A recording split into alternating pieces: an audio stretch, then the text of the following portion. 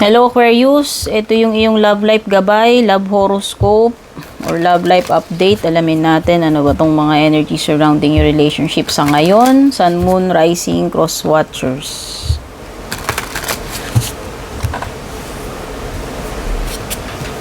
Late bloomer, negativity, at saka gold digger. Nako.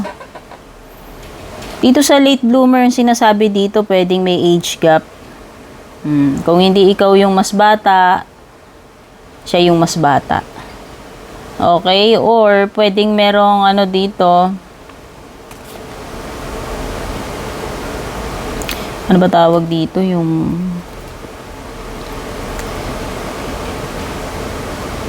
meron kayong problema. Yan. Pwedeng, yun na nga, bukod sa may age gap kayo, pwedeng nagkakaroon kayo ng problema dahil doon sa ano, sa age gap ninyo.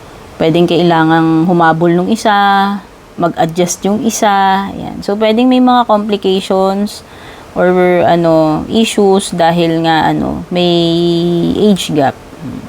Pwedeng hindi kayo tugma pagdating sa ano pwedeng yung isa conservative, pwedeng isa hindi. Ayan, out of sync kasi nga pwedeng hindi nagtutugma dahil sa age difference. Okay, may negativity card dito. Wow, so, nako. Tapos lumilitaw, gold digger. Nako, I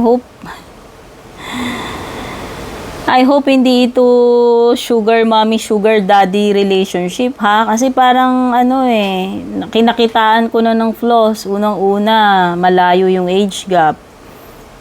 Tapos neto, may lumilitaw pa na gold digger, pagiging materialistic, or hindi, alam mo yon, parang double purpose itong pakikipagrelasyon. Sabihin na natin, pwedeng kaya lang pinatulan kahit malayo yung agwat ng edad is because may mapapala. Kasi may pagka-gold digger yan no. In it for what they can get. Pwedeng may tina-target siya dito kaya parang okay na kahit may malaki age gap kasi may mapapala naman ako na po-provide niya yung ganito sa akin. Yan. May pera. Yan. Kaya pala may negativity dito. Pwedeng yung iba kayo, yun nga, nagkakaproblema kayo because sa differences sa age. Sabi ko nga, pwedeng may immature dito or masyado namang conservative. Kumbaga, doon pa lang nagkaka-issue na kayo paano mag-adjust sa isa't isa. At saka merong dark cloud hanging above. Okay, pwedeng may naglulume, parang may something na alam mo na may paparating. Parang nafe-feel mo na nagmamanifest na yung na parang something is off between you and this person. Okay? Or baka iba nadidepress kayo sa relationship nyo kasi parang meron ditong energy ng pagiging depressed or extreme yung moods, yan, emotions.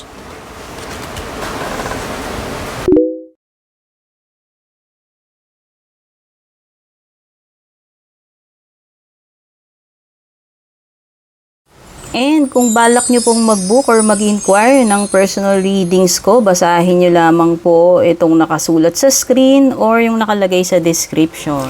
Shoutout at thank you sa ating mga YouTube channel members, Juliet Saito, Vel, Mildred, Julian, Alejandra, Maya 2.6, Michael, Rosel, Belen, Melinda, Jane, Devi, Joy, Gwen, De Luna.